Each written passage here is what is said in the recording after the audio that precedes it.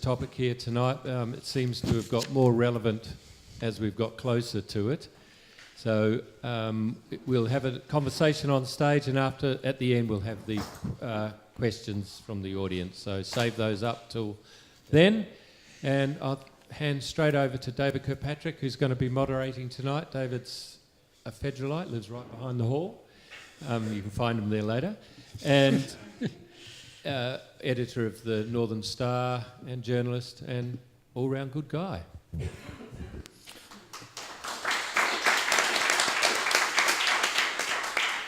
Thank you, Alan. And I think the only reason that Alan picked me to be the moderator to this evening was that I live behind the hall, not literally behind the hall. I have a house behind the hall at the end of the driveway, but we all live very close to one another, as I've just found out.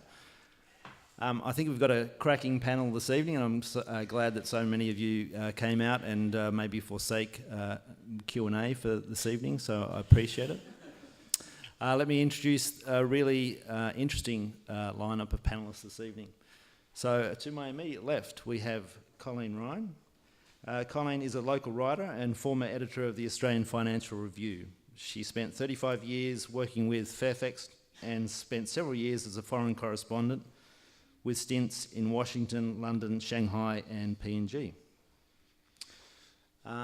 Next to her is Letitia Anderson, is a researcher and tertiary educator who has recently joined Southern Cross University as a lecturer in humanities. Letitia formerly worked in academic and professional roles at the University of Sydney in the Indigenous rights and reconciliation movement and in the advertising industry. Letitia's current research focus is on race relations and Islamophobia in contemporary Australian society, particularly in regards to the Australian federal election reporting. And last but not least, on my far left, is Philip Fraser, who we were just discussing Bob Dylan and his early days as the founding editor of Go Set magazine. He also then moved on and started up Aussie Rolling Stone and went on to edit a number of magazines. He worked on progressive American magazines, including the Multinational Monitor with Ralph Nader, Mother Jones, The Nation, The Washington Spectator, and Ode. He has founded 2 newsletters in the States, an Enviro letter called News on Earth and the Hightower Lowdown with progressive populist Jim Hightower, which has around 100,000 American subscribers. So Philip's going to have some really interesting things to say, I'm sure, about the American situation, as he lived there in New York for 37 years. So please welcome our panellists tonight.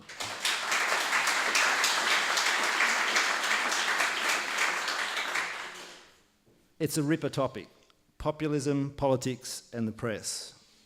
A broad conversation looking at the current rise of populism, the rift between capitalism and humanism, the failure of representative democracies and the impacts of disruptive technologies. We'll look at the role of the media, including social media, corporations and other vested interests, and we will investigate issues like nationalism and racism and how populists have used them to gain power. So without further ado, let's rip into some questions. World politics feels a bit like the song Time Warp from the Rocky Horror Show. You know the one? It's just a jump to the left and a step to the right. Can we take things like Brexit, the election of Donald Trump and the re-election of Pauline Hanson here in Australia as the expression of a broader right-wing populist movement or a rise in nationalism in these countries, or what? Colleen? Okay, well, I think we should define populism first, and I've been doing a bit of reading on it since I'm on the panel. And some of you might be aware of Martin Wolf of the Financial Times. He's a conservative economics writer, but his definition of populism I thought was terrific. He said, "The abiding characteristic of populism is its division of the world into a virtuous people on the one side and corrupt elites and threatening outsiders on the other." And I think that really defines the move of, particularly of the Trump voters and of Brexit. I think the reasons for the rise in populism and thereby nationalism as well, because it is a nationalistic movement, go back a long way. I think it's been... people are angry. That's why populism has has exploded really. And the reason people are angry started about 40 years ago, I think, with neoliberalism and Thatcher and Reagan. But perhaps we can move on to that a little bit. Why aren't we so angry? Why are we so angry? Yeah. Well, I think there's a lot of reasons. I think the financial crisis in 2008 really made it transparent the failure of government and the inequalities. In Australia, we didn't get it so bad, but in America, 8.7 million houses were foreclosed on. If there was only 2 people in each of those houses, that's almost the population of Australia that had to walk away from their homes. And I think that inequity, particularly given that the finance industry were the ones that caused it, and yet had hundreds of billions of dollars poured into their coffers, and they took a clip on the way through and got even wealthier, I think that just made people incredibly angry. And they lost their faith in government. And that's when we see the rise of Trump. But I think go back to 2003 and they lost their faith in government too. Mm-hmm. And that caused a refugee flow, which has also caused anger. So it's been going on for a while. Okay. Letitia, do you want to take a stab at the time warp question? Are we stuck in one? Yeah, I guess from my perspective, I haven't really seen so much of any jumps towards the left in the last few decades. I guess we had a little bit of a pause in the sort of rightward push during the sort of mid-2000s to late 2000s. But I think overwhelmingly for the last sort of 15 years, we've been just seeing lurches further and further to the right, and the normalisation of rhetoric and discourses that really seem unthinkable if you think about what was okay to say 10 years ago or 20 years ago. And when you kind of put into those underlying economic factors, I think that's what we really need to think about when we think about what does populism mean, why are we seeing it. We've got the 2007 financial crisis, but if we think back to that really big sort of shift and swing in what was acceptable to say in rise of populism in Australia, we have to come to the 98 election, which came so soon after the recession in Australia, and they all came out of the sort of changes to the market system, which were part of that neoliberal system. So I think that's where we really need to sort of remember that we're looking at major globalised trends that are affecting people's lives at the same time as unprecedented social change. And I think that politics of anger is definitely a response to that. Philip, what's your take on that question? Well, I'd just like to start by backing up to the definition of populism. I point out that populism is, in fact, not an ism that almost nobody puts their hand up and says, I'm a populist. Unlike, every other political stripe. In fact, the only people I know who do call themselves populists proudly is me and my former editorial partner in the Hightower Lowdown newsletter in America, Jim Hightower, who's a terrific public speaker and a rousing writer and a progressive populist. You don't think Donald Trump would call himself a populist? He's preposterous to call him a populist, and Obama was the first person to go nuts over that. He said it was an outrage to say just because the guy starts saying racist and misogynist and generally appalling things doesn't make him a populist. In fact, there's a terrific tradition in America of progressive populism going, mostly at the turn of the 1800s into the early 19s. But I'd say it's a shame that the word has been trashed, basically. The brand has been, but I'll get over it. Because I can see it's too late to rescue it from what's happened. But there is a problem still, though, because we're dealing with an ism that, like I said, nobody claims ownership of, or so there's no movement of populists. They don't sit down and plan together. There's no. So you're making up a definition out of nowhere, really. It tends to mean the bucket into which people throw their policies they think they hate. And then they pin it on someone and say, that's just populism, or you're just a populist. And their definition is going to be different because there is no objective place to start from, defining it. If you're to believe the US and North Korea at the moment, we're on the eve of nuclear destruction. I would have thought we'd put the nuclear genie back in the bottle following the collapse of communism, but here we are. We're talking about missile strikes on Guam and defence systems shooting down nukes. Are we experiencing the emergence of a new Cold War, and do we need to take to the streets again and say no to nukes? Colin?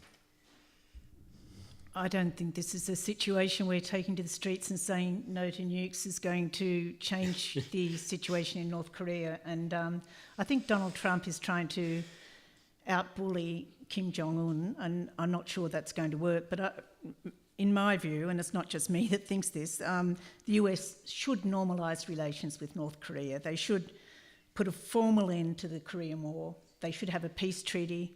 Kissinger suggested it in the 1970s. The North Koreans have been asking for it since the end of the Korean War back in the 50s. And the six-party talks is the closest we got to it under the Clinton administration. But the Clinton administration said, no, we won't normalise relations until you've got completely rid of your nuclear armaments. I think they call it CVID, complete, verifiable and irreversible disarmament. And I think what we see now, that was a complete misreading of the situation. That was the end of the negotiations. That's what they should have been working towards, but instead they made that a condition from the very beginning. And I think the Americans have dug a hole for themselves. And let's face it, Israel, India and Pakistan are all outside the Nuclear Non-Proliferation Treaty, and we managed to live with them without, promising to bomb or threatening to bomb one another. So I think the first step should be normalisation. Treat the North Koreans with respect, or an element of respect, and then bring them into the system as much as we can. Trying to outbully Kim Jong-un is just not working. Letitia, do you want to take a stab at putting the genie back in the bottle in terms of nukes? I guess one sort of first reaction is, do we need to be on the streets saying no to nukes? I feel like there's a lot of things we need to be on the streets saying no to at the moment. Give me a shopping list. Anti-immigration rhetoric, probably the number one. Cuts to higher education. Cuts to medical system when we are directing so much money into... Okay, we're going to come back to the marriage equality postal plebiscite. Okay, yeah. We'll leave that until a bit later because obviously there's a lot of food for thought on that one. But I guess my kind of general instinct is, for some reason I don't feel so scared about what's been happening in this sort of blustering, because I guess what we've seen since Trump has been in power is continually blustering and lying and backtracking, and we're yet to see really any significant changes emerge out of any of those threats. And when he has carried through on things, they've been sort of fought back, while he continually seems to be embroiling himself in more scandals. It sort of feels to me that there's going to be a point at which the establishment in the United States is going to say, this experiment hasn't quite worked, let's put that genie back in his bottle. Yep. And I think a lot of us are probably thinking that an impeachment before his term is out is not a long stretch. Philip, are you digging a bunker there on the ridge at Kurrabell, or? Yeah. There's lots of rocks and things. But, Trump and Kim must be, two of a very small number of people in the world who actually think this is conceivable, that you could actually, explode nuclear weapons and carry on as though the world were going to be able to handle it, as long as you're not too close. Forget it.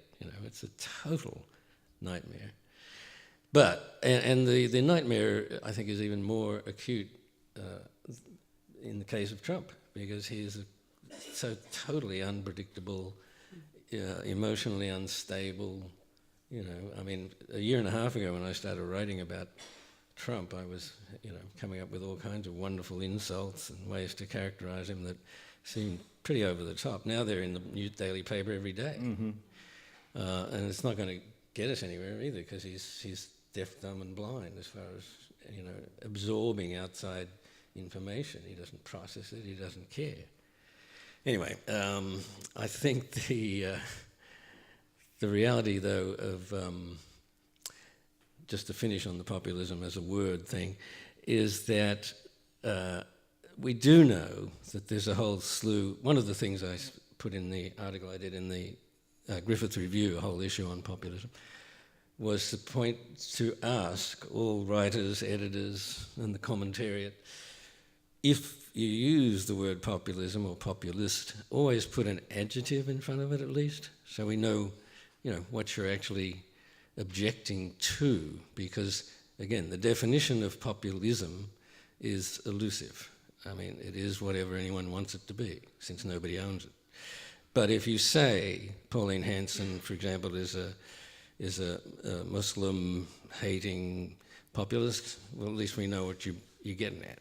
I've got a Pauline Hanson question for later. So. Okay, and if you say Trump is a sham populist, which is what the New Yorker called him months ago, because it is preposterous to call what he does, has nothing to do with people power or giving people back their jobs or any of that crap. That was all nonsense, and he couldn't do it, and he wouldn't want to because he doesn't care about those people. He cares about just one person. Mm. I was going to ask another Donald Trump question, but I'm going to skip it. Okay. I'm going to go to the next one, which I'll did you want to respond? Sorry, Colleen, do you? Oh, well, Philip, I think we can get into semantics here about populism, and just getting back to David's first question is about, one step to the left and then 6 steps to the right. What we have seen is Brexit, led by supposed populists, if you like, but anyway, right-wingers, really. Yes. And then we've had the rise of Trump, which is certainly right-wing. Mm-hmm. After the financial crisis, I thought there's going to be a backlash. There's got to be a backlash. School teachers, in Europe are taking cuts to their salaries. People are losing their homes. The finance industry is getting off scot-free. There's going to be a left-wing backlash. I was staggered to find that backlash was actually right-wing. Right-wing.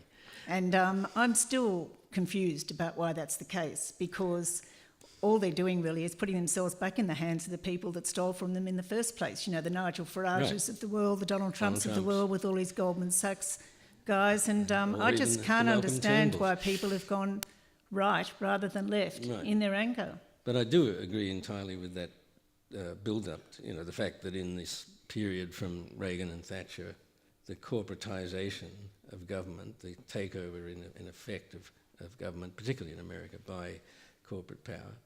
And then they screwed it up. They didn't bring extra wealth or better living conditions to the people. No, the trickle down just didn't happen. No, it was promised more like for decades and never percolating arrived. up, the enrage, but. I think the rise of China also has been huge, and I think it's wonderful that 700 million Chinese have been taken out of poverty. But yes, that's where a lot of that wealth that was created by neoliberalism actually did improve third world countries, or what we used to call third world countries. Yes, but some of the first world countries missed out. And it's interesting to see, one of the backlashes of populism is that the elite are now saying, oh, shit, we better do something about this because our security might be threatened. There could be a revolution or something here. But the ex-chief executive of General Electric, Jeff Immelt, I think his name is, he's really interesting because he said he's gone quite left-wing. He even thinks Bernie Sanders is a reasonable guy. There you go. And he said the maths just doesn't work anymore. The promise of globalisation, or the pretext of the economic policy of the last 20 years or so, has been outsourcing and globalisation. And yes, there'll be lower wages and loss of jobs, but you get cheaper goods. But with an economy like the US, which is like Australia, 70% driven by consumer spending. Mm-hmm. If people's wages are staying static and they're losing their jobs, they stop spending, and so the whole maths just blows up. Yeah. And it's one of the positive things to come out of it is that these people, the elites, if you like, the corporate elites, are starting to realise that it's just not working anymore. Speaking of popular movements. Populist movements in histories have delivered enormous changes to society that have been overwhelmingly positive. The suffragettes anti-Vietnam War movement, and more recently on a local level, the anti-CSG protests at Bentley. So where are the new frontiers for change here, and are they in the Occupy movement or locally the anti-domestic violence campaign? Give me some examples of where you see the new battle lines being drawn. Maybe go with Letitia. Yeah, I guess I still need to come back to that point about definitions, because for me, populism isn't really that elusive. For me, there is a really strong distinction between populism and popular social movements, and I'd emphasise the social part rather than the popular. You mentioned the suffragettes. It wasn't really a mass movement. It was a very strongly opposed movement, and it only gradually gained traction and moved outside a very small group of activists. So I think that's the thing about populism. It purports to be a popular movement, but it's not actually a popular movement. It's people who, like the Farages or the Trumps or the Pauline Hansons, claim to be speaking for the people. But I think whenever anyone is claiming to speak for the people and not involving the people in organising for themselves and leading and making decisions about their own political processes, about their own movements, that's populism, not a popular social movement. So I think that is something that for me is actually quite clear cut. So for example, in Pauline Hanson's party, I think we've seen the first time around she had a lot of scandals about organisation in her party. Second time around hasn't been that different. A lot of information has come out about the hierarchical structures in that party which prevent any nominees outside of Queensland from having any exercise of any say in the functions of the party. Those kind of things already are saying that's not a popular movement, that's a social movement generated from and expressing people's real needs and desires. That's a top-down movement, and that's really contradictory to any kind of democratic social movement. That is sort of a starting point for me. So I think anywhere where we see people genuinely, spontaneously working as networks and socially organising around their own problems, especially on the local level, and then connecting up with global movements, then we're seeing popular social movements, in contrast to what I would sort of see as a quite distinct phenomenon around populism.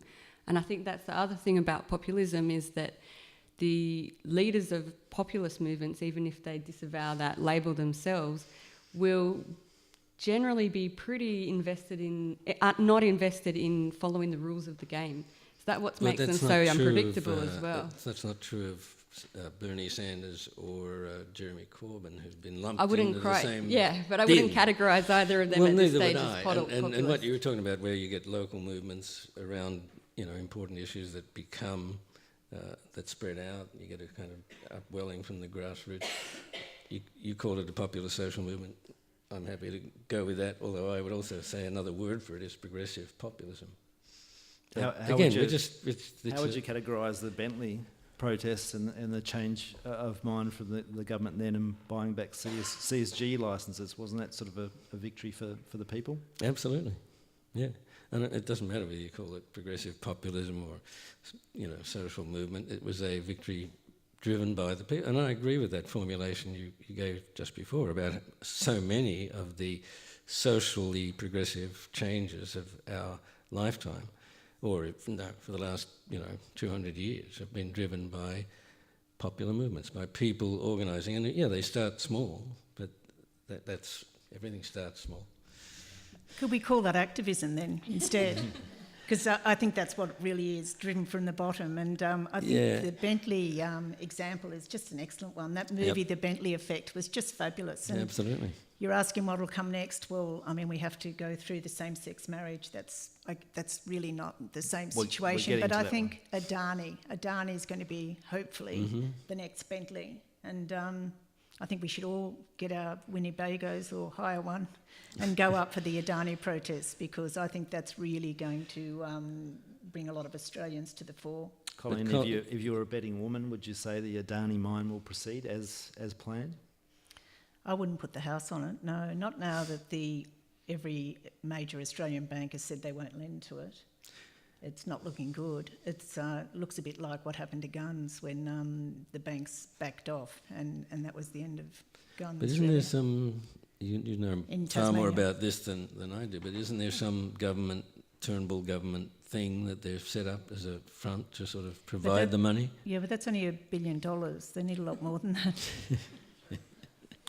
Pretty soon we're talking real money. Yeah. Yeah.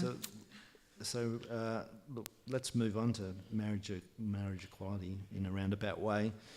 Referendums, plebiscites and free votes have often been used as a tool for change by populist movements, and yet Theresa May asked for a mandate to deliver Brexit and nearly kicked out of office. And locally we're about to have a postal vote on same-sex marriage. Is that going to be a good or bad thing, do you think, to ask the people what they actually think about this? Do you want to come back? Or? No, I don't mind. Who do you want to ask? You can have a first? crack at it, Colin. I think the plebiscite is a dreadful idea, and the postal plebiscite is an even worse one. And it's the comparison with Brexit is very valid because they're both politicians trying to solve problems within their own parties. That's why David Cameron had the plebiscite as it was on Brexit, and what it leads to is the sort of campaigning that we saw with Brexit, the dreadful lies of £350 million a week will come back into national health, and I think with same-sex marriage we're going to have a terrible few weeks in terms of the debate, and I think that's not good for a civil society. The politicians should have just gone ahead and voted, had a conscience vote. On the way home, we'll continue with the discussion, but on the way here tonight, I was, of course, listening to ABC radio on the way home, and I heard a report about the coalition of marriage or something like that that has been formed today or announced today. It's a coalition of some church groups. They claim to have a mandate to speak for Australians too scared to speak out on this subject, and this is sort of classic kind of we represent the vast majority of silent majority type argument. So Letitia, what do you think about that sort of argument? I think it's one of those really difficult questions because one of the arguments for marriage equality legislation being put through quickly is that reliable polling kind of indicates that 60% of Australians actually want marriage equality to take place and to take place without putting people through the pain that is going to inevitably come with different opposing views, a lot of them very homophobic and conservative, being given that extra licence.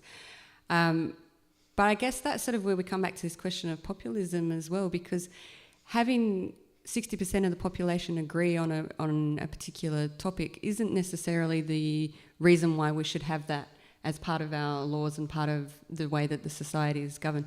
There's a moral question there as well, which is that if we think that people should have equal rights and opportunities in this society, then that's an important matter to act on, not because 60% of people in Australia think that we should have marriage equality. So I think that's sort of one sort of thing to think about there, that there are times when what the majority of the population actually wants and believes is actually going to be inconsistent with the values that are underpinning the society. And so a lot of the social change that has happened in Australia over the last 50 years has not been in accordance with the will of the majority of the population. But I think that as time has gone on, more and more of us would accept that those changes have definitely been for the better, that have shifted the society in a way that has enabled people to express themselves and live in ways that are more consistent with our underlying values. But I think it's clear it's bringing out a lot of really hurtful things. It's bringing out a lot of underlying faults in the political system and in the media. Which, thinking about the context of the media here, I was pretty shocked to see that the ABC had actually not just issued a statement saying the ABC is not going to take a position, asking ABC journalists not even to take a position in their personal social media accounts.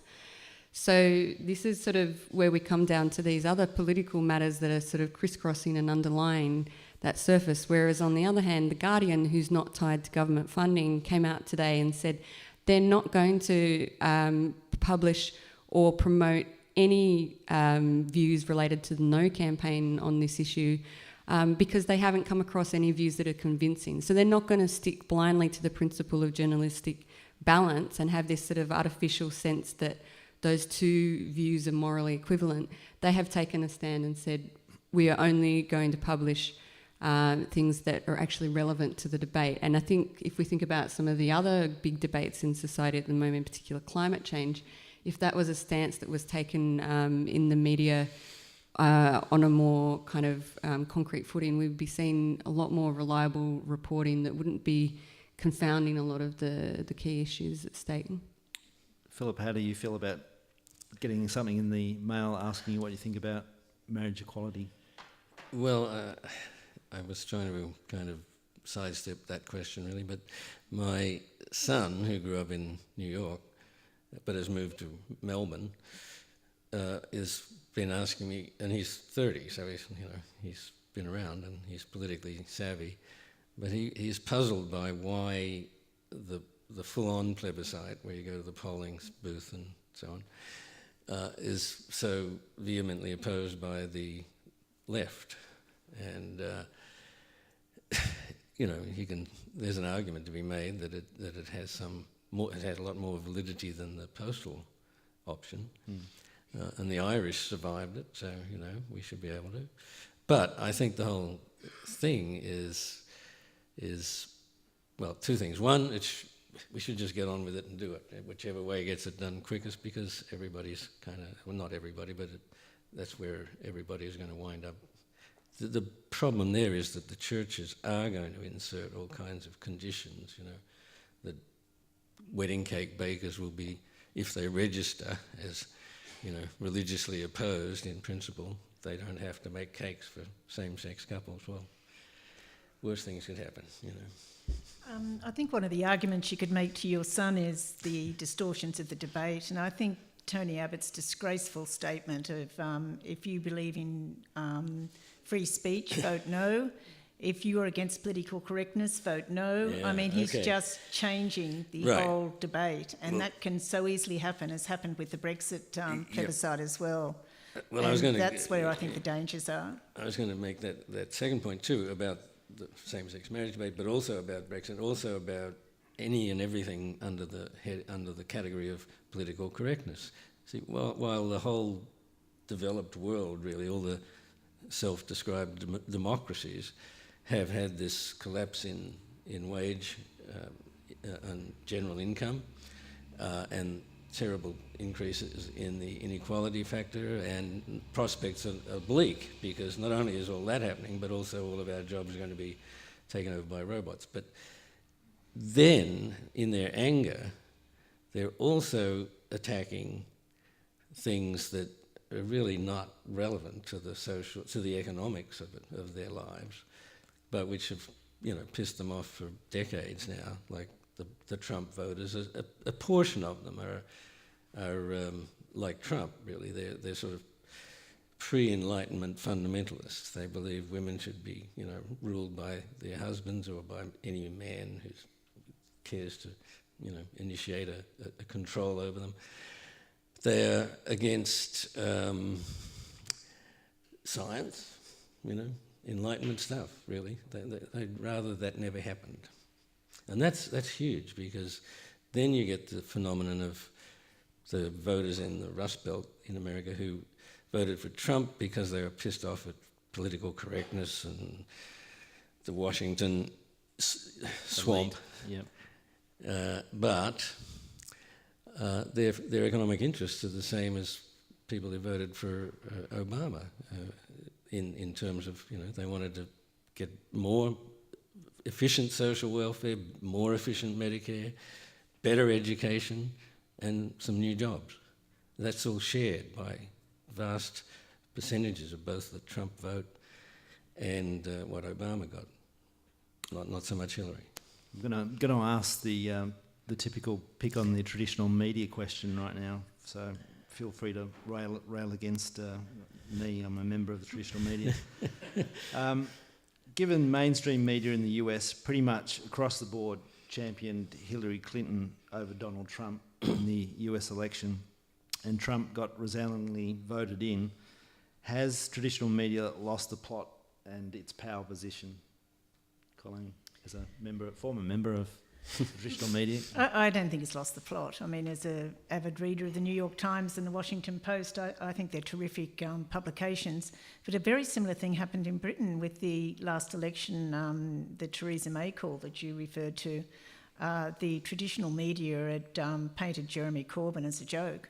And once the people got to hear his voice directly, they thought he was pretty terrific. And is this an example of, I guess, the elites losing touch with what's happening on the ground? And I think that's happening, through corporations as well as through traditional media. And so they haven't lost they've lost touch, yes. They definitely lost touch because they didn't pick Jeremy Corbyn. They didn't support Bernie Sanders, and you'd have to argue that perhaps if Bernie had stood against Donald Trump, there might have been a different result. Who knows? But traditional media is under attack from just about every angle, particularly it's a broken business model. And it's just a sad situation, really. Letitia, do you want to take a stab at, has the traditional media lost some of its huge power that it once had? I think the final point that Colleen made is the really pertinent one here, which is that the strain that the mainstream media has been under in the last sort of 15 years is so intense. The collapse of that business model, so that so many journalists have lost their jobs. I went to uni with so many people who were expecting to be journalists, and now they're like, oh, now I have to be a PR representative, or I have to be this, or I have to be that. The actual opportunities for journalists have become more and more constrained. I think we can see this in little things. If you've read the Sydney Morning Herald recently, it's pretty slim, but it's also full of typos. There's not enough resources being put in even for basic copy proofing, let alone for the amount of analysis and research that is needed to kind of look into these stories and follow them through. I think most of us, when we sort of read a newspaper these days, especially if we read a hard copy, notice how many are syndicated from outside that publication. So the actual sources from which people are getting their news might seem to be diverse, but the actual number of people writing articles is very small. I think that leads us sometimes into fallacies as well, of thinking that we're getting news from diverse sources, but really we're sort of in a bit of an echo chamber of the same sources being repeated over and over. And I think that is also driving a lot of that pillarisation, where people are only getting news that confirms their own biases, and particularly referring to websites and social media as the main source of news. Philip? Do you think I understand that's going on, that the echo chamber problem and the fact that social media tend to keep people by algorithms, really, talking to their mates. But is it true that there's the combined resources and reportage and so on in the social media does not actually represent a significant replacement of mainstream media?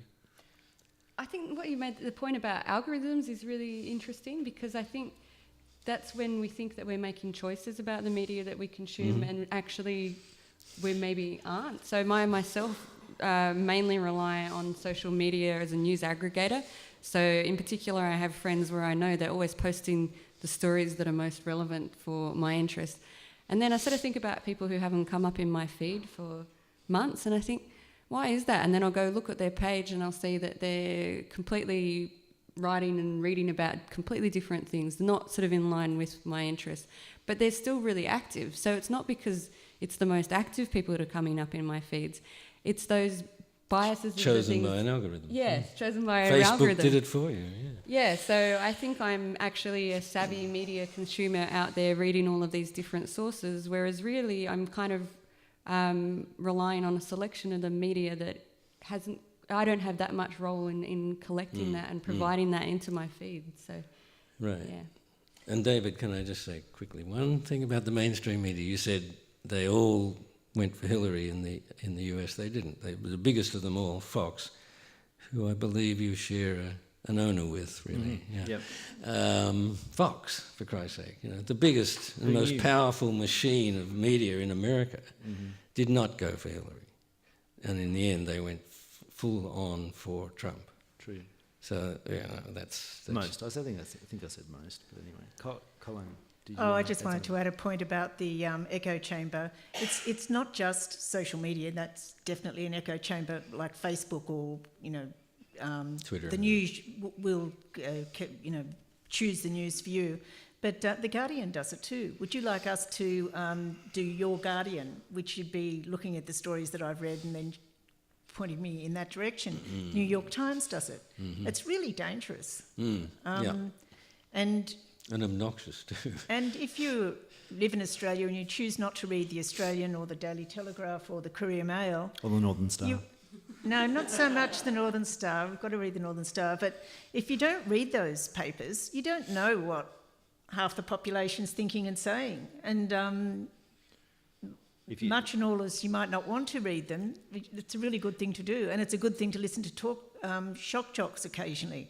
Find out what they're on about. Not good for your And health, though. Sky News, all those things. Let's keep our conversation going about social media and the rise of social media and social movements. There's a term I'd like to throw at you called slacktivism, which is if you sit there and press like or dislike, that somehow is you being active on a particular subject. So we're talking about populism, social movements around the world. How powerful a weapon is sitting behind a computer when there are these big issues in the world to change? Well, okay.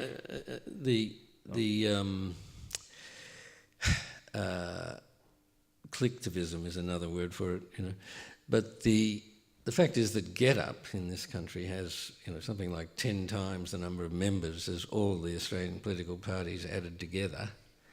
And the same is true in America with Move On. And then globally, our VARs, or however you say it, AVAAZ, it's not a terrible thing that somebody, gets their messages and gets their political expression by hitting petition, yes, necessarily. Is that going to stop the Adani mine going ahead? Sitting at not home? on its own, it's not. No, people getting out there and putting their bodies on the line, and the financial, madness underlying the whole project. All sorts of things will stop Adani, we hope. But the fact too is that people who belong to the Liberal Party or the Labor Party, what do? How active are they? They get herded into, branch stacking to rubber stamp a choice made by, Abbott or Turnbull or Shorten or whatever. They're not doing anything.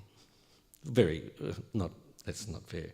Not very many of them are doing active stuff, and a lot of probably significant percentage of the Get Up, Move On, Avaz, etc.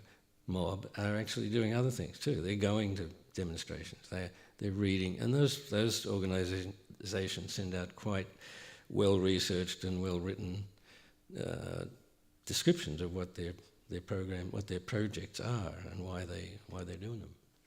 So they're not just sitting there, getting their rocks. Well, some people are, I guess, but they're probably just watching Fox.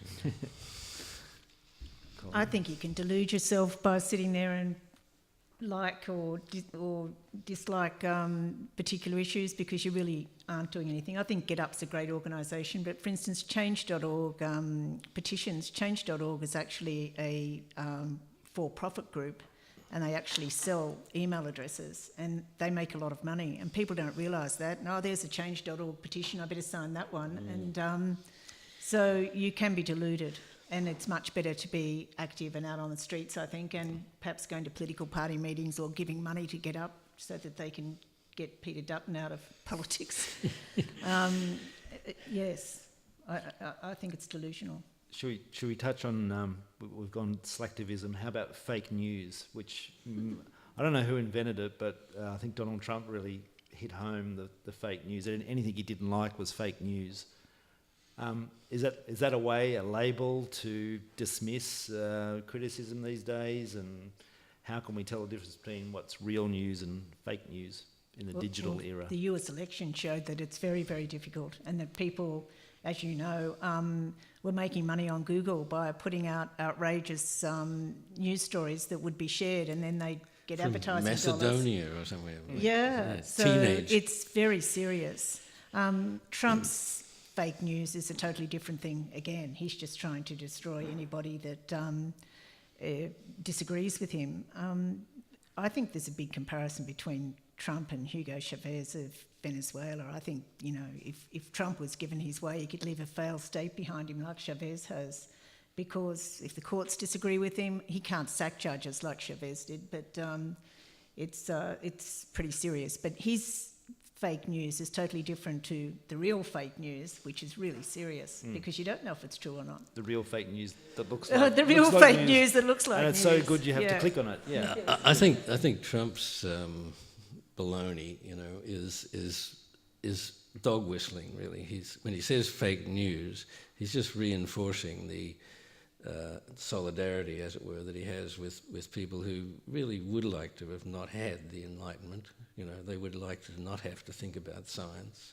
They don't want to take it seriously. They don't get taught science in a lot of parts of America, not real science. So for Trump, that's the core of his program, really. It's hard because when Trump says fake news, he really just means something he doesn't agree with. Right. Made up by pointy-headed intellectuals. He doesn't bother with that, though. You know, he just 2 words, fake news. Bad, 3 words. But I think we still have to, it's hard to sort of write off the whole fake news phenomenon out of hand, because it's really important to be critical of everything that we read, to question. We've seen so many big sort of stories break, which we found out later on, maybe examples like the Children Overboard scandal were never actually a real thing, but once you've read the story, it's in your mind. So there was some social research done a few years after the Children Overboard scandal, and I think, I can't remember now because it's a couple of years since I read the study, a significant proportion of people still believed that the children had actually been thrown overboard. So all of the news that went afterwards to say it never actually happened doesn't matter. Once someone has actually read it, that's what lodges in their mind, and that becomes the real thing after a while. So even if it was fake news when it first happened, after 10 years, when people continue to build their prejudices and their assumptions on something that they believe did happen, or to discount something which really did happen but was billed as fake news, then that is real. It becomes real in itself because it's having real force in people's lives. Can we talk about, we couldn't be in Australia and not talk about Pauline Hanson, who was obviously, in the political wilderness, a decade or so ago, and made a significant comeback. I think I read something in an Essential poll which said that something like 62% of Australians actually agree with a lot of what she says. And yet she's amongst I think she's in the top 10 list of most hated people in Australia at number 6. So I don't know who tops her, but anyway, that'd be an interesting list to find out. So again, is she speaking for the 60% of people, 62% of people in Australia who somehow don't have a voice? And how did she make a comeback? I think that poll you read was fake news, David. The comparison with Donald Trump's interesting. I don't know how many of you saw David Marr on the weekend at the Writers' Festival, because he did the Australian Quarterly essay, The White Queen, which was fascinating, the statistics behind Pauline Hanson's supporters. But the comparison with Trump is that Dancing with the Stars was a fantastic thing for Pauline Hanson to do. You know, it was kind of reality television that got her out there, solidified her brand, put her in front of the population. But the statistics he gave about Pauline Hanson supporters were really interesting. It's not like Trump supporters, the people that have lost their jobs, the Rust Belt, the people that have been left behind. His statistics show that perhaps the majority of Pauline Hanson supporters are actually quite well off. They're not usually tertiary educated, but they're successful small business people. And as Pauline Hanson was before she went into politics, she was a very successful small businesswoman. And so it's a very different populist movement behind Pauline Hanson. And we shouldn't forget that she's only 6% of the population vote for One Nation. That's a lot different to the 40% plus that voted for Donald Trump. I think she's probably a useful contributor to the Australian political debate, just as Jackie Lambie is and Derryn Hinch is, but as long as she stays at 6%. Letitia, want to take a stab at Pauline Hanson? Well, I guess that's my concern, is that as long as they're seen as having a legitimate right to say those kind of things, the Jackie Lambies and the Pauline Hansons, without being pulled up and called to account for the harmful and divisive things that they say, that then has all these flow-on effects. So again, there was a lot of social research done in the early 2000s, sort of looking at these sort of social changes in Australia, and there was a big indication that the fact that John Howard never came out and said it's not okay to say the things that she said about Asians and Aboriginal people actually made a lot of people who had not really thought that it was such a big deal stop and think, well, why is it that we weren't allowed to say those things and now we can? Maybe it's okay to say that. And to feel like they were legitimated in expressing those things in public discourse, when I think there had been a prevailing shift of going, well, it's time to sort of wrestle with some of those deep Australian issues to do with belonging and identity, and to start to come to terms with them. And that gave people the license to say, well, actually, you know what, I think we can be more comfortable, we can put that off, we don't have to make those changes, it's okay to express these things. Then we get people like Brenda's saying it's perfectly okay to be a bigot. In what society is it okay to be a bigot? Not the society that they're sort of trying to promote when they talk of Australian values. I think that kind of doublespeak is really worrying, because every time, and I think this has come out with the discussions over Charlottesville on the weekend as well, that when Trump comes out and says, oh, well, there was violence on both sides, and doesn't explicitly condemn the act that took a woman's life and hurt a number of other people, not to mention the fact that the protesters who went to that town were not wanted or welcomed by that community. By not coming out and clearly condemning what was happening, that gives more momentum to those type of really tragic events and terrorist attacks, domestic terrorist attacks. Yeah, sure. I agree with you.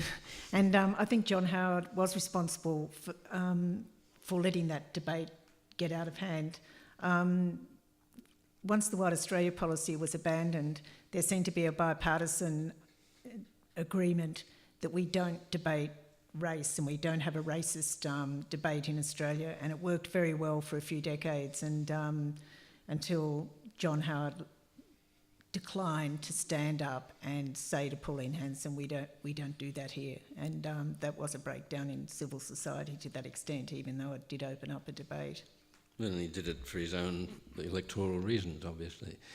But when you introduced this part, David, you said something, what was it? That the Pauline Hanson has 62% of Australians agree with her positions.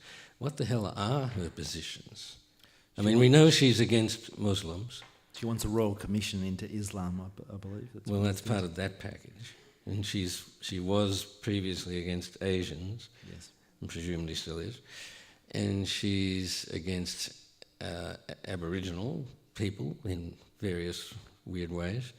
But what about the rest of it? I mean, there's a few economic principles. I went on her website, the party's website, early on in my return to Australia to find out. And it's impossible to find out because it's totally incoherent. Mm-hmm. There are sentences that just finish in mid-air, There are assertions made about last year, which turns out to be 2009, I mean, it's a complete mess, and there is no coherence. She copied some of her policies from somebody else as well. So, well, and speaking of which, Brandis, I think, is one of several of the coalition guys who are just latched on to that hideous American fake libertarianism. The American libertarian, BMW libertarianism. The kind of belief in the complete selfishness is the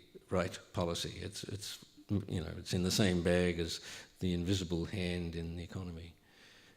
It's a furphy, and Brandis and a couple of the other guys in that party just throw these things out. They love that whole thing about the changing Article whatever it is, 18 or something, right? 18C. See, there you go. Is about their sort of wanting to be, Ayn Randists or part of that American mob. Maybe the Koch brothers will send them a lot of money. Legislate to make it okay to be a racist, basically. Well, it actually does have a complete intellectual framework, that crap, unlike populism.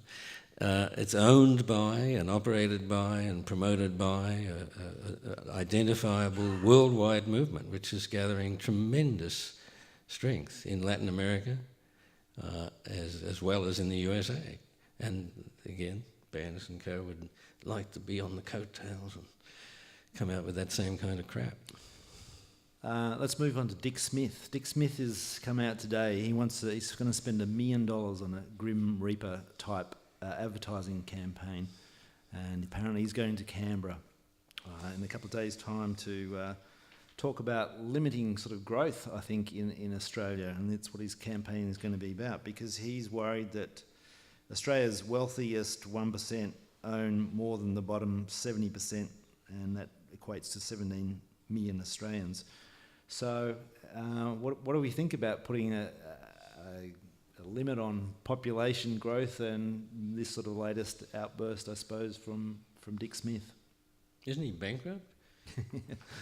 No, the Dick Smith stores closed down, but they were owned by Woolworths at the time. Okay. I'm a bit behind the eight ball with Dick Smith.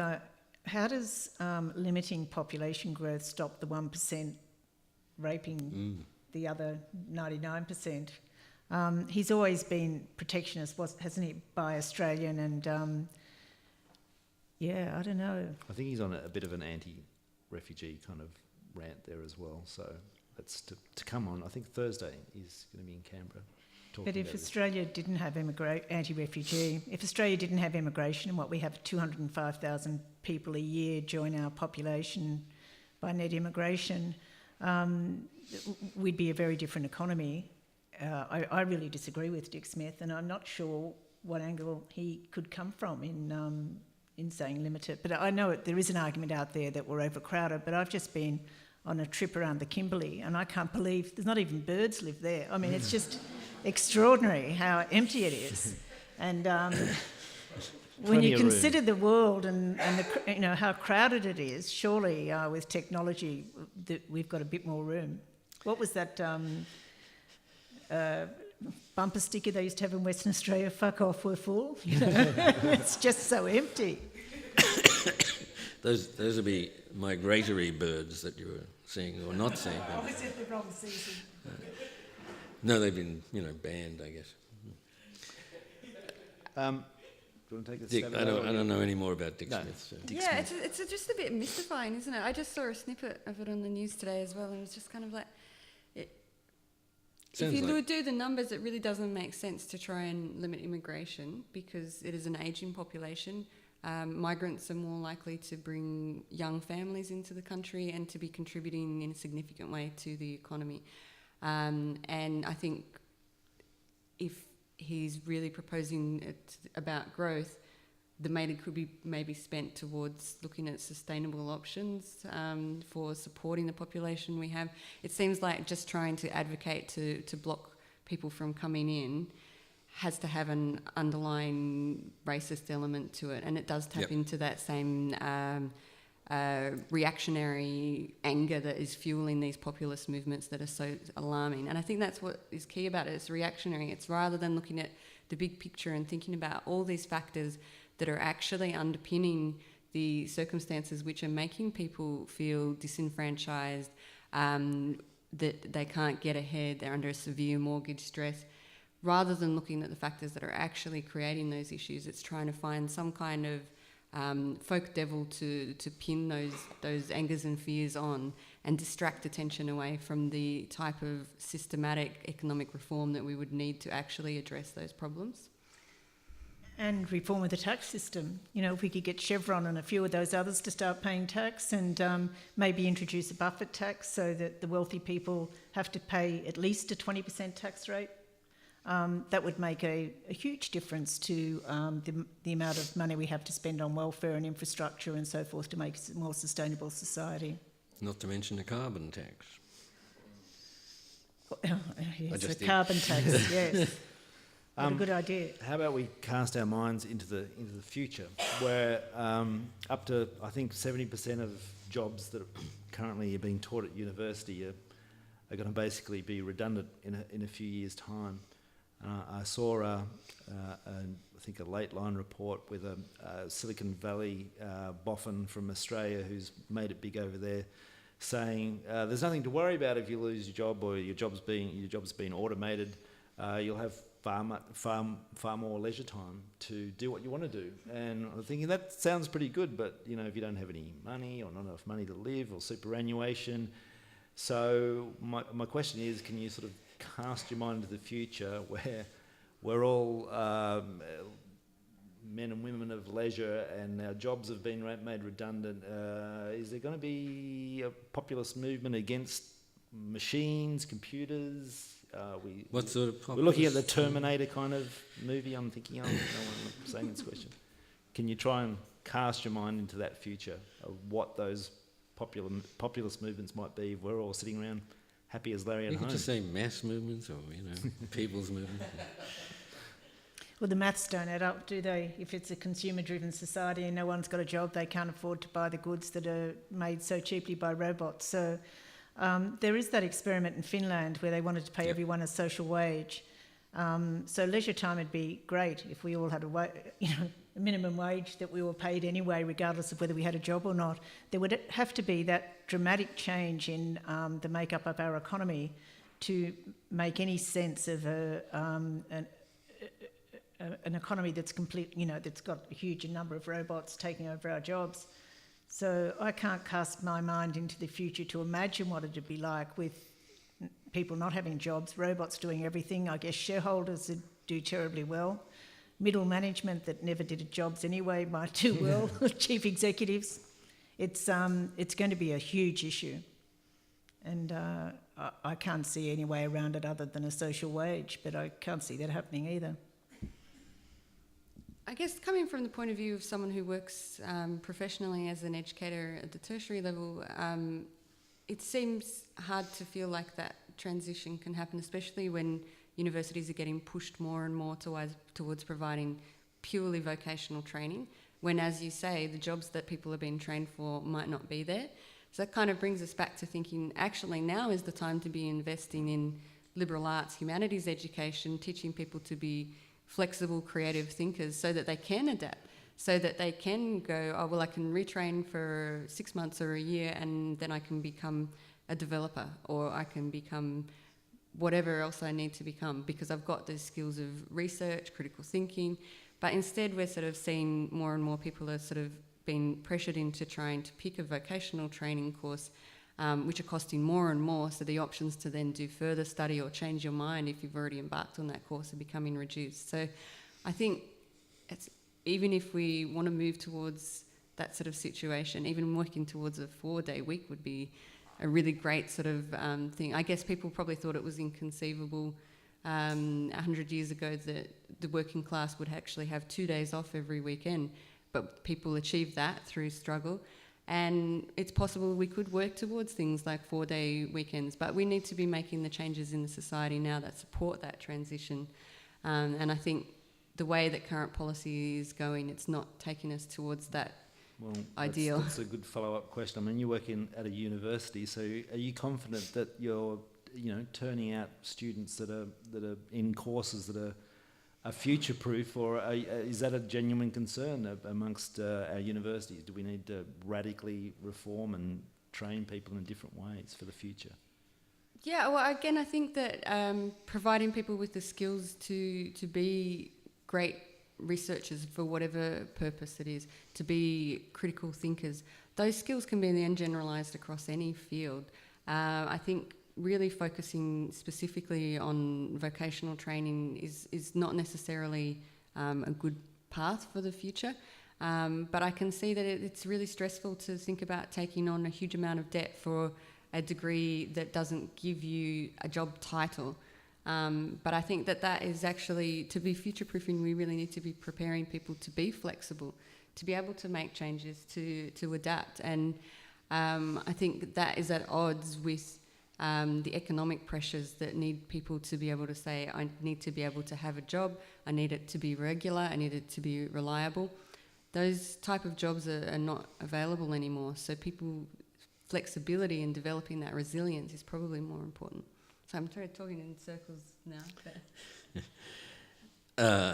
I think the magnitude of this artificial intelligence redefinition of almost every job you can imagine is way bigger than most people have grasped, and it's going to come very quickly, as you said. And at the same time, we're facing the potential, destruction of the planet, really, by global warming or by a couple of nut bars, one in Korea and one in Washington, or both, And to deal with those things, we have to, confront basic false assumptions that we've lived with all of our lives and thousands, in some cases, for all of history. Namely, for example, that nature is free and infinite and, will survive anything we do to it, which is so clearly not the case. And to turn that, around is a massive and as big as AI is, really. But that's what we've got to do if we're not going to get, 70 feet or 10 metre height sea level rises and so on really soon.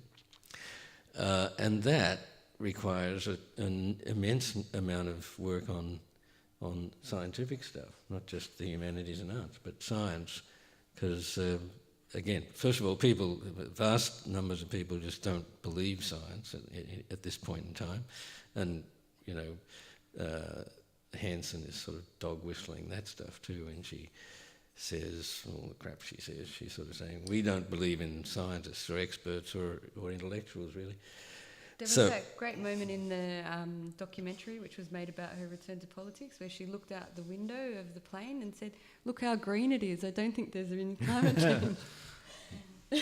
She's some expert. Colleen, I wanted to get you to talk about, because we spoke about before we started this discussion, about bringing some of your economic insight to the future in particular. And I was just wondering about our tax base. I don't know, that's not something I generally think about at night, but the fact that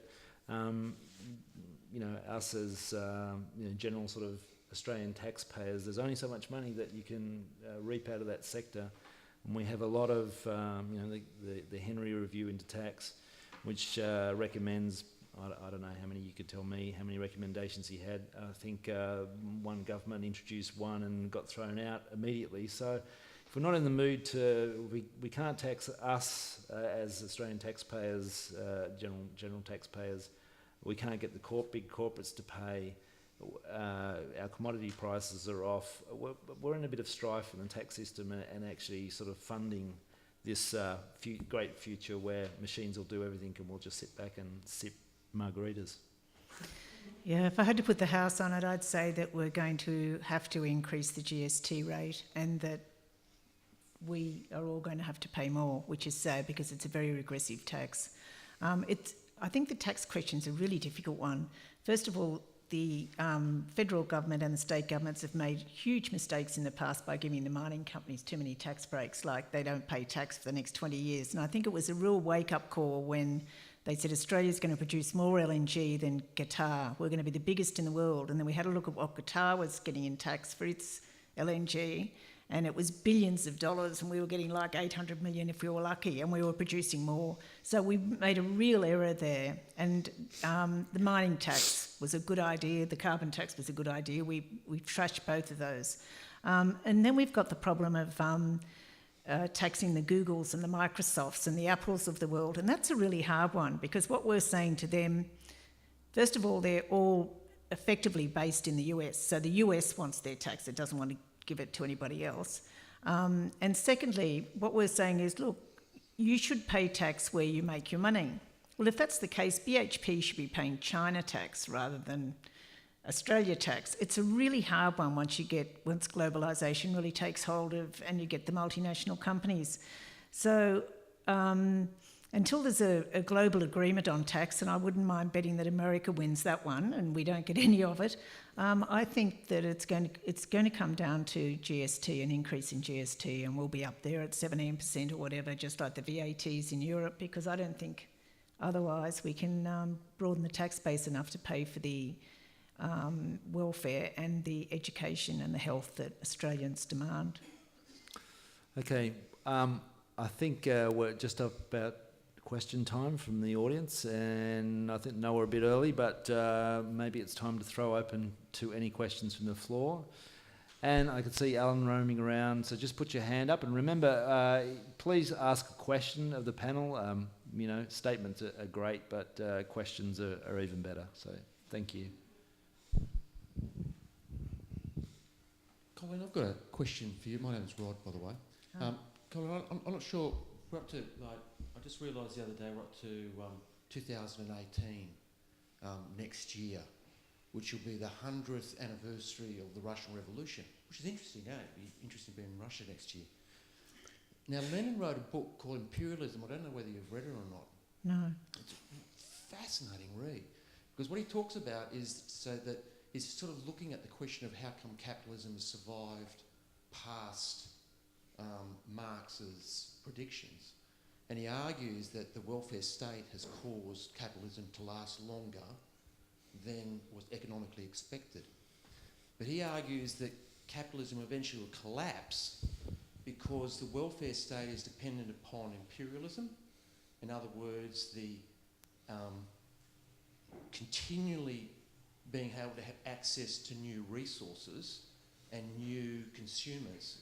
But that will reach a point of saturation. He argued that that's actually what was funding the welfare Rod, state. have you got a question? The question is, how much do you think that is actually what's being played out now? That we've got a saturation of markets and a saturation of people, so that what the cost of that is the welfare state. That's a terrifying question. And so it's inevitable. Well, I think that neoliberal economics has gone too far, and so we are seeing a collapse to an extent of that style of capitalism, and a backlash by those that have lost out, and tremendous inequality. Whether we actually go further on and no longer have a market system, I can't see that happening. I think what will happen is that there'll be a pullback, and there'll be a recognition that there has to be a more equitable sharing of the wealth. There has to be, the 1%ers or the 0.1% have to give back.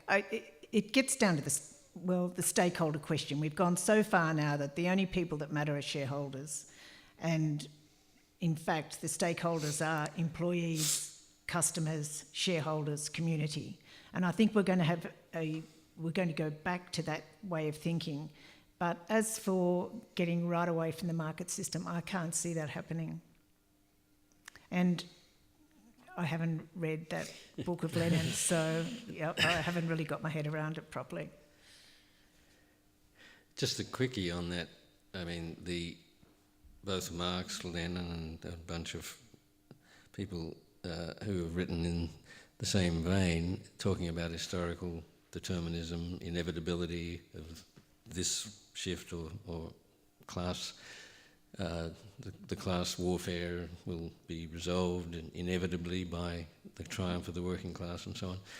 I think the facts of life that have been delivered to us via technology, and I include global warming in that, are so massively transformative of the way our economy and society works that those inevitabilities just don't apply anymore.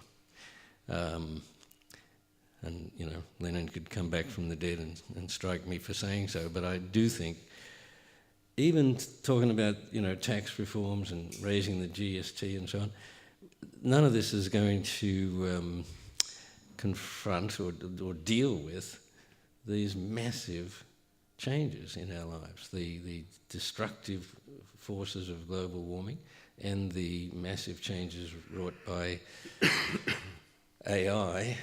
And AI and all that new technology is usually devised, invented and implemented by, you know, corporate geeks, and they don't think about the consequences, social consequences. Even if they did, they wouldn't come up with the right answers.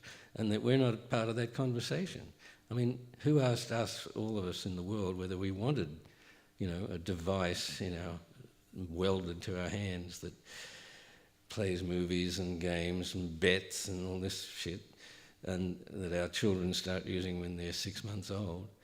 Nobody asked. Then it's impossible to put that back in the bottle. But if the whole thing is falling apart, which is what I'm saying it's in the process of doing, then, you know, all bets are off. Google is far and away the biggest income earner in the USA, and of the top 10 corporate entities in terms of income, I think 6 or 7 are IT companies now, and it wasn't true 5 years ago, let alone, you know, 20, 30 years ago. Nobody planned it. It happens. And governments are not helpful, by and large. That's where we need to have a different form of governance, because current representative democracy is where the representatives represent corporations. We need to get back to actually people being involved in these decisions. Make one quick point. I guess I can see one thing there, though, that we can draw some hope from. You say that a lot of these technologies are designed by people who don't have sort of a greater good in their interest. But if you think about the internet, it's definitely had a lot of drawbacks, but there is a lot of creative potential there. And that started as a military technology that has been repurposed, and people can put it to their... Pardon? Funded by the government, socialist sort of policies, you know. Yeah, but for example, there's a documentary that's been released recently called Defiant Lives about disability activists, and a lot of them singled out the internet as a enabling, connecting tool for them, that for all those years of trying to struggle for change in their own communities, the first time they were able to actually connect with people in other communities working on the same issues and draw that knowledge together. So there are ways we can repurpose and use all of these technologies, no matter what their origin or their intended purpose. No, I wasn't saying, you know, I'm not a Luddite. What I was saying is that we, you know, people who have creative brains or whatever, you know, need to be in on the planning, not trying to clean up the mess like we're doing now. Next question. Why is it, do you think, that certain individuals in the world, and corporations, I guess, groups of people, feel the need to want to amass so much wealth and money at the expense of the rest of the world, basically, and the community? It's a good one. Who wants to answer it? You're the economist. I think the only answer to that question is greed and overwhelming ambition for greater and greater power. And it is very damaging, and I guess the only way you can stop it is by a more progressive tax system and government regulation. One of the problems we've had with the finance sector now taking up such a huge percentage of GDP compared to what they did in the 1980s is because of the deregulation of the Clinton era, for instance, and to some extent even the deregulation we saw in Australia under the Hawke-Keating government. There's a lot of unintended consequences of those sorts of policies. And but as for people wanting to amass more and more wealth, I just think it's greed and ambition. And I think that we're not telling them they can't. Yeah, we're not regulating. Yeah, exactly. Thank you. Gregory Smith. Thanks to the panel. It was a very diverse conversation across a lot of topics. My question comes into a little bit of everything, specifically population policy and this discussion around Dick Smith. But I'd like to expand that out into a global sense. When we think about the issues of Bangladesh, India,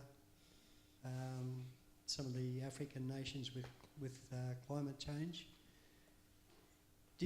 does the panel think that there should be a global cap on population? And if so, should there be a global governance around that population? Who's going to enforce that one? Look, that'd be a big ask, global governance. I think there's a backlash against that already. I can't answer that question, except the 6 years I had in China made me realise what an amazing favour China did to the world with its one-child policy, as horrible as it was for people that wanted to have more than one child, and as brutal as the enforcement was at times. I think that China would not be anywhere near as effective or as comfortable a place to live and as successful if it didn't have the one-child policy, which is now reversed. But so I think that really did work for China. And you mentioned Bangladesh and India. Maybe they're countries where it would work as well. But as for a global limit on population, I'm sorry, I'm just not qualified enough to answer that. I guess one thing to think about is that as much as we can expend time and energy thinking about all these political options and solutions, we might end up in a position where change will happen in a much more radical and much faster way than we can expect or envisage at the moment, simply as a result of climate change. You're talking about countries, particularly in the sort of equatorial regions that are vulnerable to flooding. New to the region, and I was up in the Gold Coast yesterday, driving around the Gold Coast for the first time, and I could not stop thinking every time we'd come down another sort of valley and see the sort of inlets and the estuaries, how close the houses are to the water and how exposed that promontory is, and that this is meant to be the fastest growing city in Australia. There are countries that we don't have to leave even our own region to really think there's going to be really major challenges for resettlement of people right here in our own region. And I think that's going to create potential for some other really major shifts in society, and it's a bit hard to guess what direction that's going to be. So maybe global government might not be such a far reach if we start to see really, really, really significant impacts of climate change. Or the 7 tech companies that Philip was talking about running the world rather than governments at all. Well, in some respects they do. So, or the whole top 10 do, you know. But I think the problem of, for example, population thing, the problem of food, for example, there's the corporate, commentariat keep telling us that there's, too bad, but there's just not enough food. We need more fertilizers or more genetically modified this and that. Whereas in fact there is enough food being produced. The huge percentage of it is lost in the distribution of food, all because it's managed not rationally, but by the imperatives of corporate profit making and deals amongst themselves. No rationality prevails, and I think you're right that global warming is going to make such a lot of things new imperatives, whether we like it or not, whether we expected it or not. It's a force that, again, forgetting about the possibility of nuclear weapons being exploded and so on, but just global warming is enough to consume huge amounts of human energy and invention, and things like changing tax codes are going to be trivial. As the terrific reporter from the New York Times, what was her name? Chinese-American woman. She said, said it was these sorts of arguments we're having are kind of like two bald guys arguing about a comb.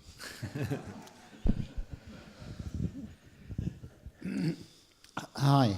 Yes, I like to dream about a better world, and I've done that since I was a young man, and it's a different world we're dreaming in now. And I'm concerned that we're constrained by the ideas of the ruling class and the ideas of capitalism, and that we're limited by that.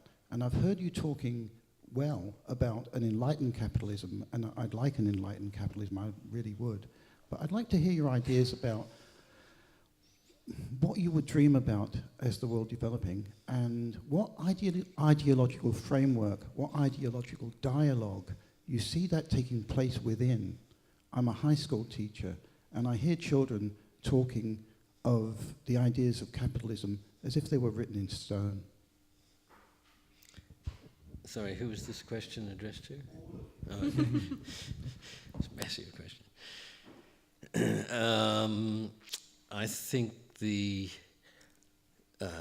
there's a need for a common acceptance of the primacy of saving the planet, the spaceship we're on, over all other issues, and that should be the determining factor in all of our decision making globally. And I think, again, if we get hit by the kinds of massive natural disasters we're expecting to be hit by, or at least scientists expect us to be hit by, then we will reset, and we'll have to force people who, for example, just accumulate massive wealth for themselves to stop doing that.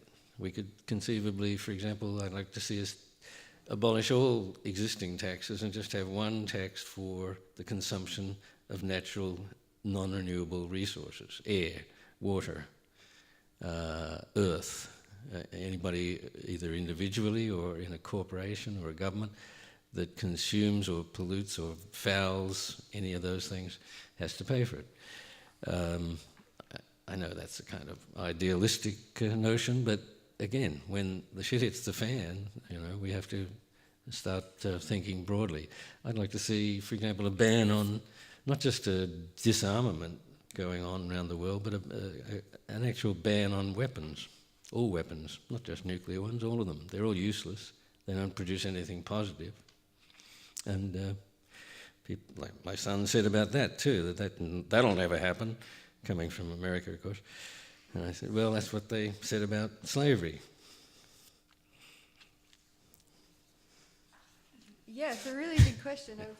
I think we can only really sustain that hope if we still believe that radical change is possible. And we know from the past that radical change has happened unexpectedly, and it's possible. I think that issue of climate change is something that I keep coming back to. So it seems like the struggle at the moment is to try and persuade people that we're living in the Anthropocene, that we're living in a situation where the climate is changing because of human activities. A lot of thinkers and activists are now starting to urge that we not think about ourselves as living in the Anthropocene, but that we're living in the Capitalocene. So it's not people as a whole. Capitalocene. So that we're living in a situation which has been created through a capitalist system, not through the activities of all people as a whole. So to really sort of undo and try and work on the issues that have been raised by climate change will require rethinking of those systems and those certainties. So I think it's still possible to sort of have hope that change can come. And I think as people have different life experiences as well, they start to question things in different ways.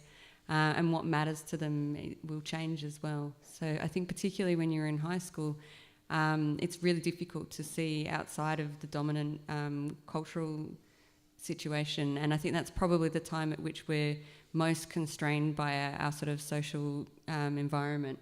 And it's sort of after that we get the opportunities to question and to think, and hopefully to move to a broader understanding.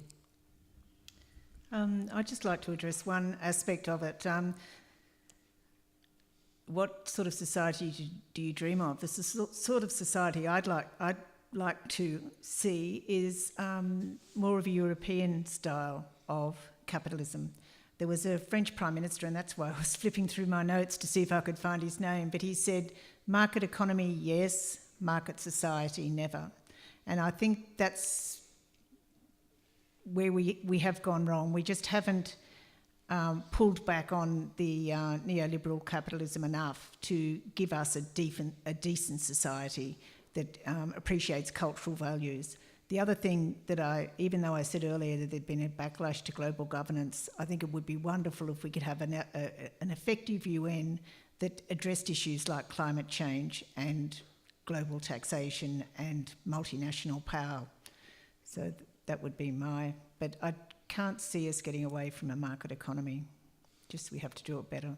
Imagine what it must be like in America, where the inequality is so much worse. I mean, the measure of inequality, the Gini coefficient after taxes and transfers, is the one the OECD uses. And America is way up there at 0.39. Australia's actually quite low in terms of inequality. We're better than the OECD average. It's 0.30. It doesn't seem like a big difference, but there's huge numbers of countries in between us and the US. And, we've got a better society, a more equal society than Canada, a more equal society than Germany. So in some ways, what you're saying is there is inequality in Australia and it is growing, but you can see why Trump and Brexit and so forth have taken hold in the US and the UK, because it's just so much worse there. And, it's a terrible way for people to live. So there's a question here, but I'm going to sneak my one for the evening in first, if that's okay. And it's following on from that, really, in the beginning of the conversation about, so what is the progressive populist left doing in, let's say, in America? What are they doing in organising themselves and getting ready for a next election and replacing the right reaction? I don't hear anything about that, really. Well, you don't hear anything because Murdoch. But in the States at the moment, with the federal government being in the hands not only of Trump but of this mob of crooks, basically, and other bad people that he's assembled around him, the next 100 people in the pyramid of power, they're all pretty terrible people. And the Republicans, with their huge amount of money they've been able to access from corporate money and multiple trillionaires, really, like the Koch brothers and so on, have financed the takeover of state governments, the governorships, the state legislatures, and once they did that, over the last 20 years, they've systematically then redrawn the electoral boundaries, making it even harder for the Democrats to win a majority of the Congress. However, there is good news. At the grassroots level is where there's a heck of a lot of work being done. People in all over the states in different ways working to change practical things like, make whole towns energy efficient, or organise to prevent pipelines going through massive areas of land, or changing the rules about all kinds of things, what is allowable to be put into your food, and boycotting people who are doing awful things in their local areas. I had an issue here of the newsletter, doesn't matter, newsletter that I used to do with Jim Hightower. He's still writing away and doing it in the States. Still has close to 100,000 subscribers, but he just did an issue on, and he called it populism, because that's what he advocates, progressive populism. A town in it's what is it? It's in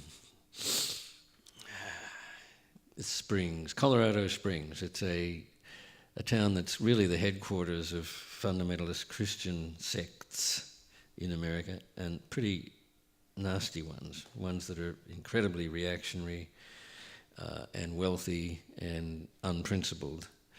However, in this town, this coalition of all kinds of different activists and crusaders just got sick of being pushed around by these people, and they formed a kind of collective ticket for the local council.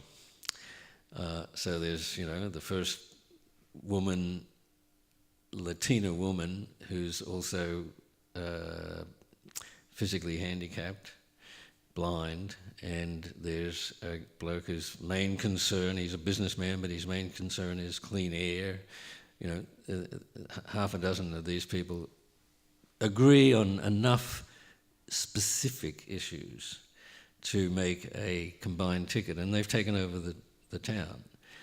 The best part of the story in some respects is that the woman who's blind had to, of course, get the council to vote that she could bring her dog into council meetings. They didn't just agree to that.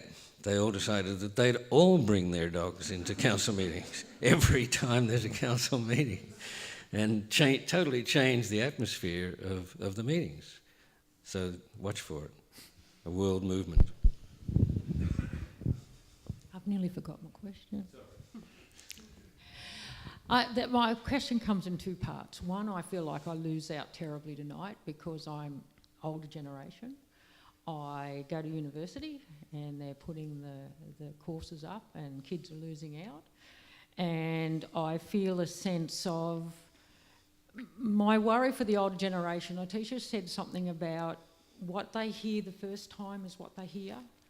And as I get older and walk out into the public, a lot of the older generation just keep with their old thoughts without thinking outside the box. How do we change with our generation changing at such a fast rate as we are? How do we help them to see the importance of opening their eyes and seeing the things that we need to change?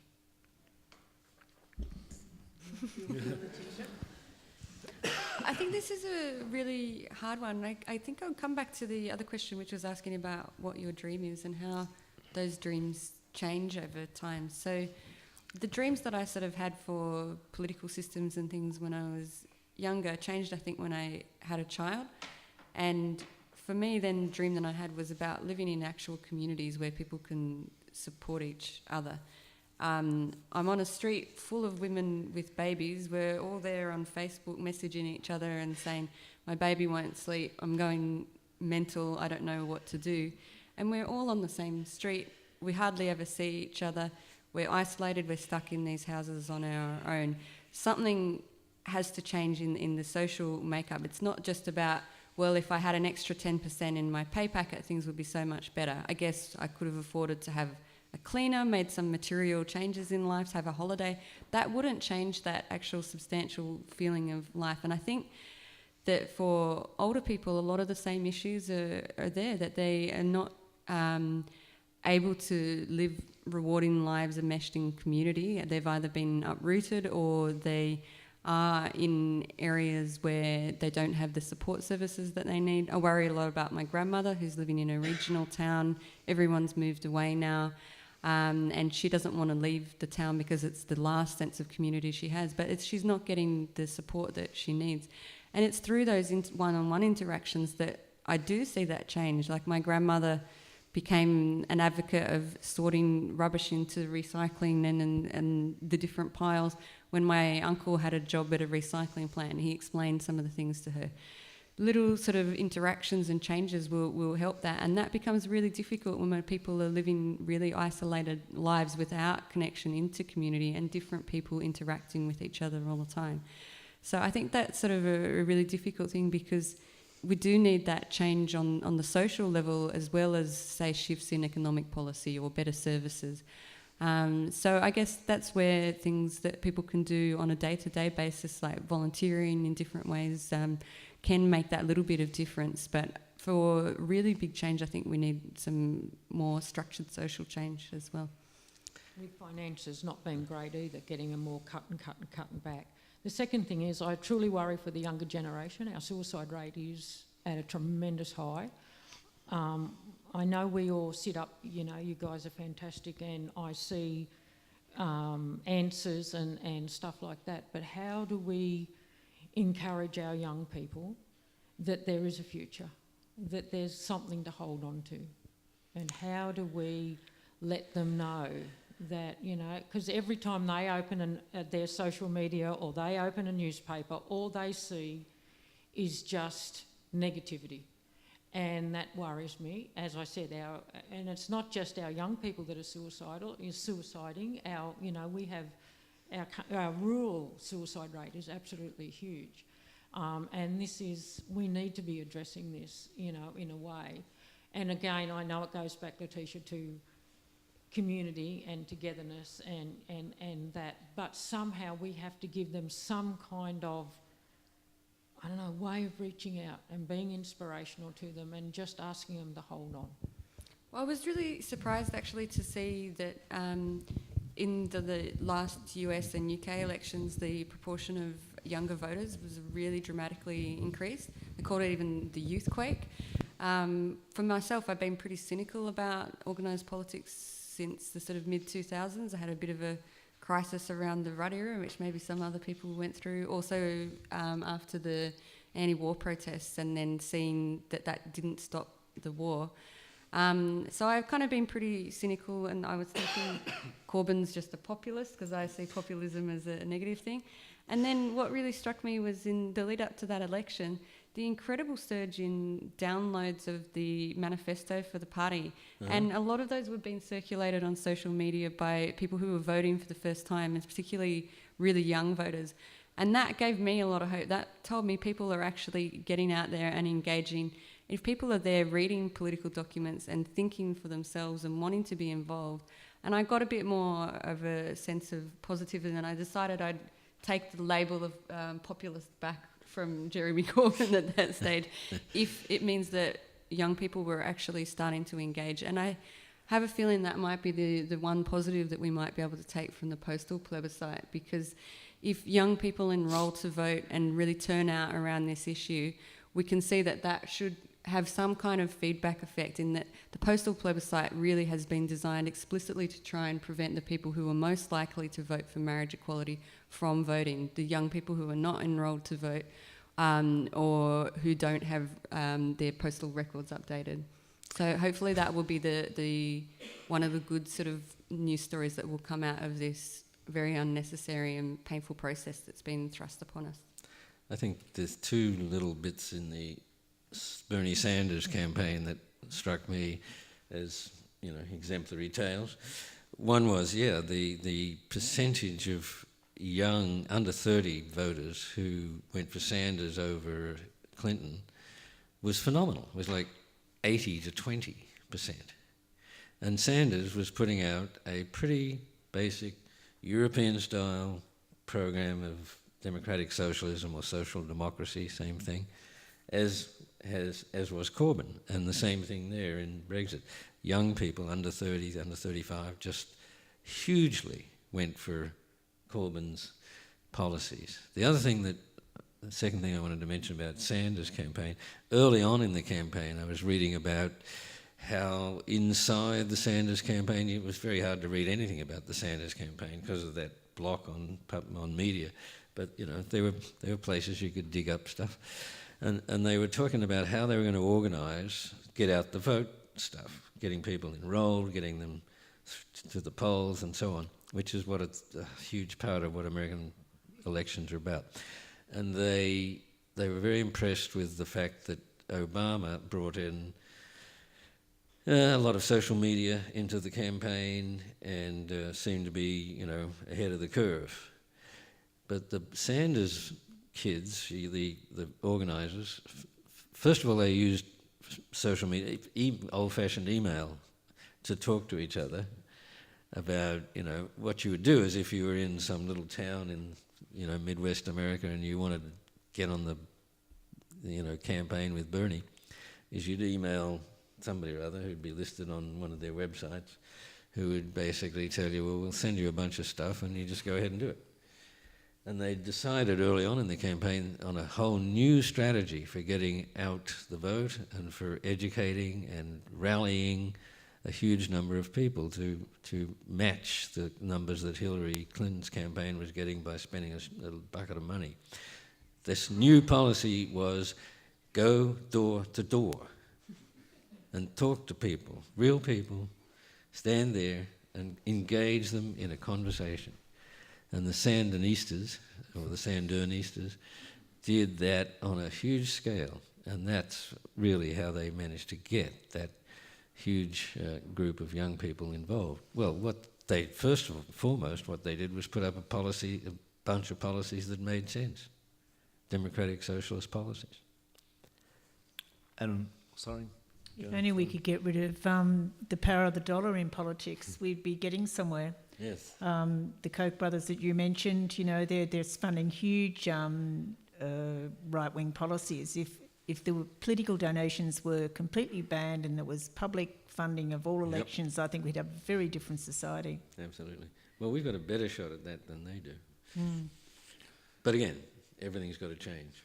That was a pretty positive note to end on. So as we were trying to wrap it up and no more questions, I'd just like to thank everyone for coming along this evening and making it a very rigorous discussion, but particularly my fellow panellists and some great brains and some really fantastic thoughts that were shared with us. So thank you very much, Philip and Letitia and Colleen, and a round of applause for everybody. Thank you.